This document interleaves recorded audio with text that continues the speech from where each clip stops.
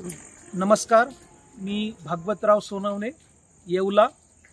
आपल्या सर्वांना विषय माहीतच आहे की नाशिक जिल्हा मध्यवर्ती सहकारी बँकेने येवला तालुक्यातील 8040 लोकांच्या जमिनीवर जप्तीची कारवाई केलेली आहे।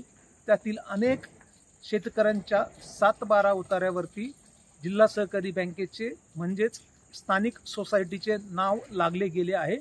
हे सर्व शेतकरी आता सरकारच्या सर्व सुविधांपासून वंचित आहेत।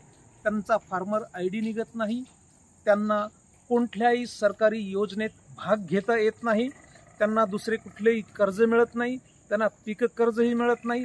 अशा थकीत शेतकऱ्यांसाठी महाराष्ट्र राज्य शेतकरी संघटनेची समन्वय समिती आहे, जी समन्वय समिती राज्यातील सर्व शेतकरी संघटनांना एकत्र करून राज्यामध्ये सरसकट कर्जमाफीची मागणी करत आहे।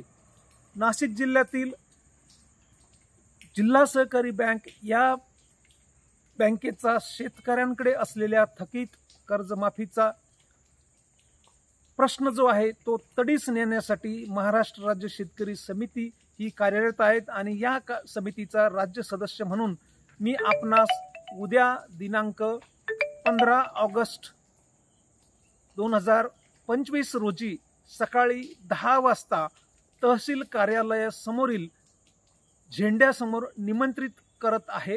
तेथे आपण राष्ट्रध्वजाच्या साक्षीने शपथ घेणार आहोत की आपण नाशिक जिल्हा सहकारी बँकेचे कोणतेही देणे लागत नाही, त्यांनी कोणतीही वसुली कारवाई करू नये, उलट त्यांनी 7-12 उतार्यावरची सर्व नावे कमी करावीत यासाठी आपण घोषणा करणार आहोत। आणि येवला तालुक्यातीलच नव्हे तर नाशिक जिल्ह्यातील नाशिक जिल्हा मध्यवर्ती सहकारी बँकेचा सर्व शेतकरी वर्ग जो कर्जदार आहे, थकीत कर्जदार आहे, तो आजपासून म्हणजे 15 ऑगस्ट 2025 पासून कर्जमुक्त झाला आहे, त्याला कर्जापासून स्वातंत्र्य मिळालं आहे अशी आपण घोषणा करणार आहोत।